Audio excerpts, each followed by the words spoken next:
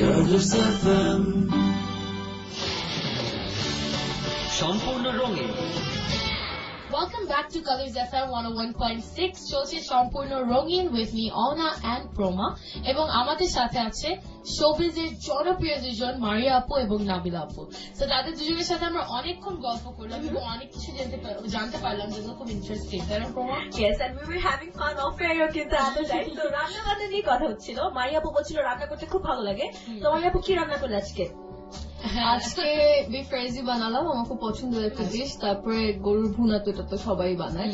এবং নাবিলা তো কি আসছে, নাবিলা বলো কেমন? অনেক কিছু বিফের আইটেম, এত কঠিন কঠিন নাম, আমি তো আসলে নামগুলোই ভুলে গেছি কি কি যেন ছিল, but they were so delicious and tasty. বলছি মারিয়া, তুই কি আমার মজা নিবি? মজা নিবি? আমি রান্না করে খাওয়ার সাথে কষ্ট করে আমি স্বাদে হারিয়ে গেছিলাম, তোদের খাওয়াবো না। এত tasty. I love to cook, I love to cook. আমি আমার বাসায় সবসময় যেই আসুক না কেন খাওয়া সবসময় রেডি থাকে আমার সব। আমি যে বাসায় রাত 1টা বাজেও যাই, দেখি যে বাসায় কোনো খাওয়া নেই, মানে খাওয়া কিনে আনা বা বাইরে গিয়ে খাওয়া, আই ডোন্ট ডু দ্যাট। রাত 1টা বাজে আমি রান্না করবো, নুডলস টুডলস না, একদম ভালো মতো রান্না করবো, ভালো মতো রান্না করে তারপরে খাবো। But still I have to cook something. That's actually কিন্তু খুবই weird একটা combination. চিন্তা করে দেখো, she likes cars, she wants to be a pilot and she can cook. That's proper. Well, Nabila আপু রান্না করতে পছন্দ করো? একদম না। তুমি কি রান্না করেছো লাইফে লাস্ট? লাস্ট মনে হয় নুডলস রান্না করছিলাম ফ্যামিলির জন্য, যেটা নাস্তা তো যে কিনা লাস্ট নুডলস রান্না করেছে। আমার রান্না কি আমার রান্নার মর্ম কি? আমি তো মর্ম বুঝেছি, তুমি আমার কথার মর্ম বুঝতেছো না। নাবিলা আপু যেটা বলছে, মারিয়া আপু কিন্তু ভেরি ক্লিয়ার, নুডলসের মতো রান্না না, একদম প্রপার রান্না। নুডলস কি খাবার না? এটা তো অনেক ভালো একটা খাবার ইনফ্যাক্ট। যখন মনে করো আমাদের টাকা পয়সা একটু কম থাকে, পকেট মানি থাকে না, তখন কিন্তু নুডলস এর উপরে চলতে হয়। এবং এটা সবচেয়ে মজাদার, চটপট, সাশ্রয়ী এন্ড ডিলিশিয়াস একটা অ্যাটিটিউড পেয়ে যাবে মানুষ। একদম এই ক্লিপটা ইউজ করতে পারবি কি? রাইট, কারো যদি লাগে নুডলস কোম্পানি গুলোর আমাদের কিন্তু ওকে। তো খাওয়া দাওয়া নিয়ে কথা হলো, এখন আবার একটু কাজের কথায় আসি। So on a scale of 1 to 10, হ্যাঁ, তোমরা দুজনকে না, ফার্স্টে হচ্ছে যে কোন কাজটা মানে তোমাদের নিজেদের কাজ হিসেবে, like how much do you guys love your work on a scale of 1 to 10? I love hosting. I love it. 10. 10. Yeah. Nabila Appu? Of course 10. Of course. 10. Of course, obviously. Okay. So তোমাদের what do you guys like doing, মানে সবচেয়ে ভালো কোনটা পছন্দ করো? আরজিং, modelling, actress হিসেবে বা anchoring? If you guys had to choose. Anchoring always. As a kind of any reason? Because I enjoy it এবং I feel lucky. যখন আমি চিন্তা করি তখন আমার কাছে মনে হয় যে আমি খুব সৌভাগ্যবান, আমি যে কাজটা পছন্দ করি আমি সেই কাজটা করতে পারছি। বেশিরভাগ ক্ষেত্রে হয় কি আমাদের লাইফে আমরা we get frustrated, we get depressed, because আমাদের ইচ্ছার বিরুদ্ধে যখন আমরা কাজ করতে চাই, আমরা যখন নিজেদেরকে পুশ করি, তখনই কিন্তু লাইফটা অনেক হার্ড হয়ে যায়, তখন সেই ডিপ্রেশন, ফ্রাস্ট্রেশন তখনই আসে। সো আমি আমার নিজেকে খুব লাকি মনে হয় যে আমি এমন একটা কাজ করি যে কাজটা আমি খুব পছন্দ করি, যে কাজটা করার সময় আমার কাছে মনে হয় না যে এটা একটা প্রেশার। I enjoy it. আমি যখন ওই কাজটা করি তখন সেটা আমি এনজয় করি। So yes, obviously anchoring. Okay. Nabila Appu, তোমার ক্ষেত্রে? সেম হিয়ার, মানে আমি তো আগাগোড়াই অ্যাঙ্কার, আসলে একদম বেসিকটাই হচ্ছে সেই জায়গা। So if it's a good show, good content এবং প্রোডাকশন ভালো, টিম ভালো, সবকিছু ভালো হলে তো আমি একদম অন দ্য মানে 9th ক্লাউড যেটা বলে, যে আমি খুব আরামে কাজ যদি করতে পারি তাহলে আমি আই গিভ মাই বেস্ট, মানে এটা অটো চলে আসে। So I enjoy that. Okay, so তোমরা দুজনই বলছিলে you love doing what you do. So জার্নিটা আসলে কিভাবে শুরু হলো? এই ফার্স্টে নাবিলাপুর কাছ থেকে শুরু? আমার জার্নি কিভাবে শুরু হয়েছে, এটা আসলে আমি lucky, it happen by chance, মানে অ্যাঙ্কারিং লাক বাই চান্স। হ্যাঁ, আমি যে কখনো অ্যাঙ্কারিং করবো এটা আসলে কখনো ভাবিনি। আরো না ভাবার কারণ হচ্ছে ওই সময় আসলে এই ফিল্ডটা এত বেশি, এখন যেভাবে এটা একটা আলাদা সেক্টর হয়ে দাঁড়িয়েছে, তখন আসলে একদমই ছিল না। তখন গুটি কয়েক, ইট ওয়াজ ব্যাক ইন 2006, হাতে গুনে 4টা চ্যানেল ছিল মাত্র, বিটিভি সহ। সো ওই সময় 2006 থেকে আসলে একটু একটু করে চ্যানেলস আসা শুরু করেছে। So there was this private channel যেটা নতুন তখন আসবে, এবং আমি মাত্র ইউনিভার্সিটিতে ঢুকবো এরকম একটা টাইমে একটা চ্যানেল থেকে হঠাৎ করে আমাকে ফোন করে বলছে যে একটা শো এর জন্য অডিশনের জন্য আসতে, এবং somebody from Vikarnesa, আমি Vikarnesa ছিলাম, somebody from there recommended my name যে উপস্থাপনার জন্য আচ্ছা ওকে বলতে পারো। তো তখন আমার মনে হচ্ছে এবং এখনই আসতে বলছে যে এখনই আসতে, এখন অডিশন চলছে এখনই আসতে, এখনই তো আর যেতে পারবো না। তখন আম্মুর সাথে কি জানি কাজে ছিলাম এবং ওই এরিয়ারই আশপাশে ছিলাম, তো কাজটা হয়েছে হয় নাই কিছু একটা হবে, তখন আম্মু বলছে যাই গিয়ে দেখি। তো আমি যেহেতু হঠাৎ করে ডিসাইড করলাম যে ঠিক আছে যাই, তো ততক্ষণে অডিশন শেষও হয়ে গিয়েছিল, ইনফ্যাক্ট একজন সিলেক্টেড হয়ে গেছিল ফর দ্যাট শো। আমি গিয়ে দেখছিলাম যে একজন সিলেক্টেড হয়ে গেছে, তাকে স্ক্রিপ্ট দিচ্ছে, এই দিচ্ছে সে দিচ্ছে, তারপরেও তারপরে আরেকটা শো এর অডিশন শুরু হয়ে গেছে ওই একই স্টুডিওতে। তারপর তারা আমাকে ছাদে নিয়ে গেছে, ছাদে নিয়ে ক্যামেরা নিয়ে আসছে, একটা স্ক্রিপ্ট দিচ্ছে, স্ক্রিপ্ট দেখে দিয়ে বলছে যে এটা বলেন নিজের মতো করে। তো আমি নিজের মতো করে বলে যাচ্ছি, তারা থামেও না কাটেও না। তারপর আমি বলতে একটা সময় বলছে আপনার কি কত বলবো, তখন তারা হচ্ছে কাটছে। তারপর আমাকে নিচে নিয়ে গেছে, নিচে নিয়ে গিয়ে কিছুক্ষণ পরে এসে বলে এই হচ্ছে আপনার স্ক্রিপ্ট, আগামীকাল আপনার সকাল 7টার সময় শুটিং। আমার জন্য লাইক এটা মানে হঠাৎ করে মানে I wasn't prepared, so it just মানে ওভাবেই জিনিসটা শুরু। আমি যে কি করবো, হ্যাঁ না কি একটা চিন্তার সুযোগ মানে কিছুই মানে সুযোগই পাই নাই। সো ওভাবেই আর কি হঠাৎ করে ওভাবে জার্নিটা শুরু।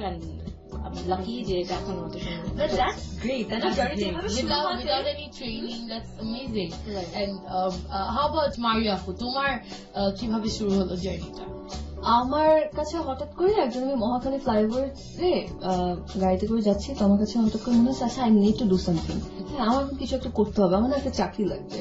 আমার যেহেতু আমি ন্যাশনাল ইউনিভার্সিটিতে পড়তাম, ন্যাশনাল ইউনিভার্সিটিতে যেটা হচ্ছে গিয়ে ক্লাসের পরে অনেক টাইম থাকে, এত প্রতিটা সেমেস্টারে যে প্রেশার ওরকম প্রেশার ওখানে নেই।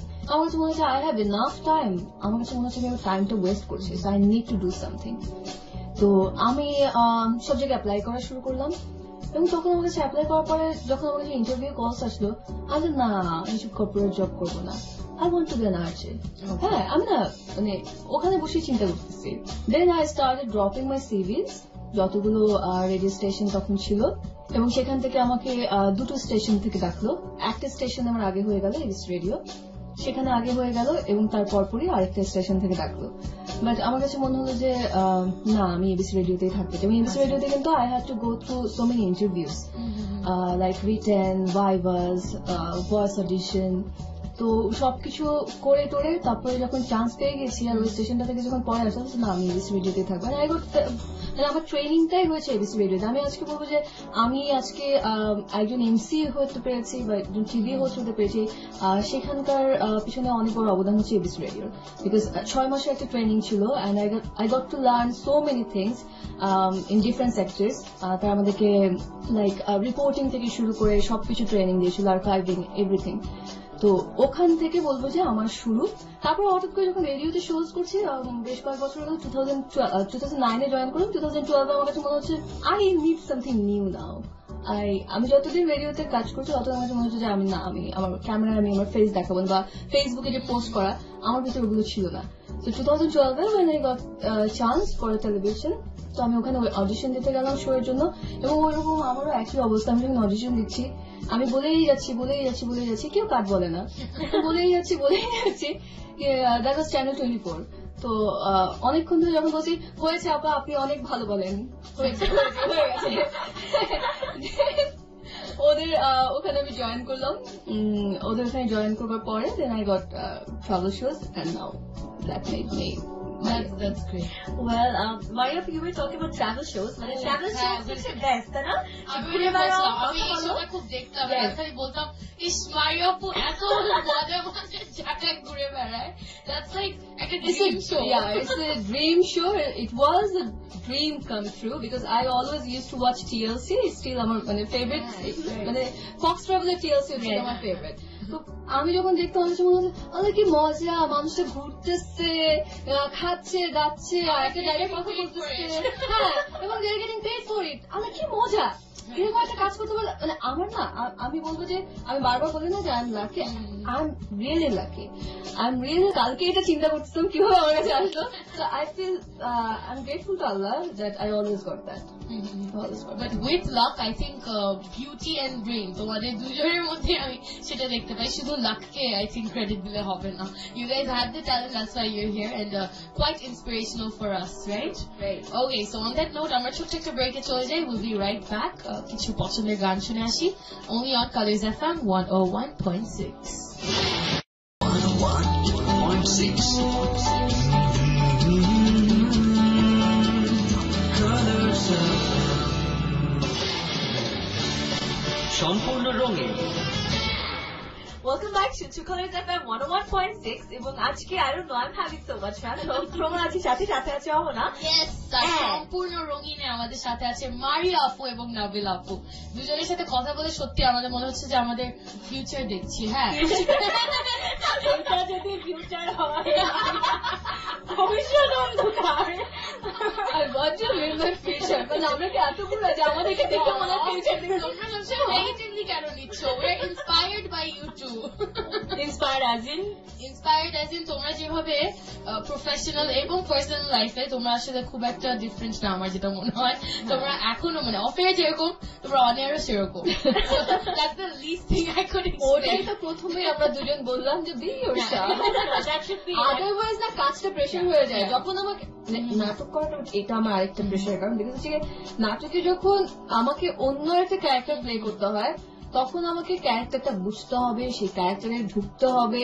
একটা চর্চার বিষয় আছে. হোস্টিং এ আমি আমার মতো, আমার কাছে সবকিছু দায়িত্ব, আমি আমার মতো করে কথা বলছি. কিংবা আমরা যখন 5 ফিল্ম ফেস করছি আমরা তো দুজনে ক্যারেক্টার প্লে করছি. আমরা উই আর বিং আওয়ারসেলভস. না, বাট তোমরা বলছিলে যে তোমাদেরকে বলি you are being yourself, which is the best part. But যারা অ্যাকচুয়ালি অ্যাঙ্কারিং করে বা অ্যাঙ্কারিং এ আগ্রহী, আমি আসলে তাদেরকে বলতে চাই সবচেয়ে বড় প্রবলেমের জায়গা হচ্ছে যে তারা কাউকে না অনুকরণ করে, অনুকরণ করে. হ্যাঁ, যেটা আসলে একদমই তো big no. Don't be someone else, be yourself. যে অন্যের মতো, যেহেতু ভিজুয়াল মিডিয়া, অন্যের মতো সাজগোজ বা অন্যের মতো স্টাইলে কথা বলা, অন্যের মতো করে বসা, এটা করতে গেলে কিন্তু খুব বেশি দূর এগোনো যায়, হারিয়ে যায়. স্বকীয়তাটা খুব দরকার. That's right. So আমরা যেটা কথা বলছিলাম যে ইন্সপিরেশন নিয়ে, যে you guys are inspiration to us.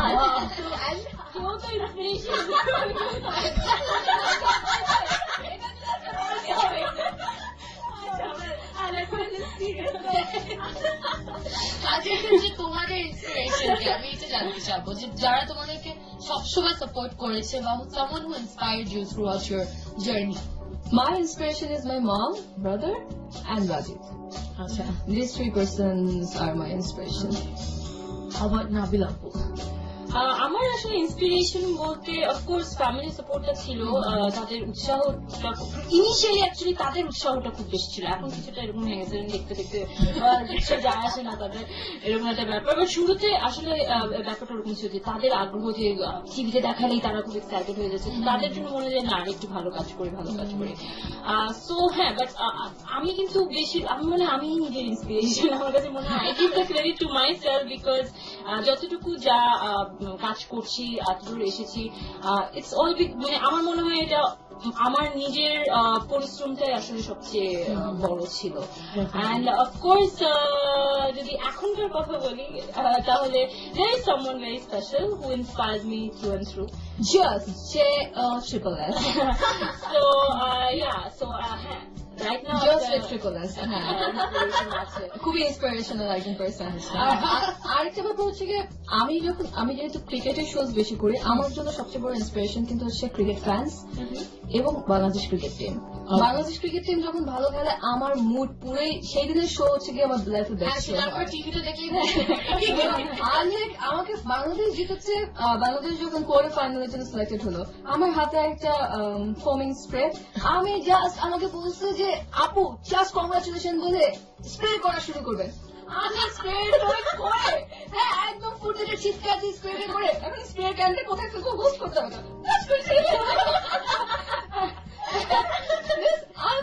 I was in that moment. So I was okay, I wasn't being myself. Cricket নিয়ে কি তোমার ছোটবেলা থেকে ইন্টারেস্ট ছিল? সবসময় ক্রিকেট দেখতে তুমি? আমি ক্রিকেট দেখা শুরু করেছি 97-এর আইসিসি জেতা করে বাংলাদেশ। যখন বাংলাদেশ ভালো খেললো তখন তো টিভিতে দেখায়নি খেলা, তখন রেডিওতে হচ্ছিল। যখন আমি শুনছি যে বাংলাদেশ এমন একটা পর্যায়ে আছে, আমি চারপাশ থেকে শুনছি, আমি তখন ছোট, চারপাশ থেকে শুনছি মানুষজন বলছে আল্লাহ বাংলাদেশ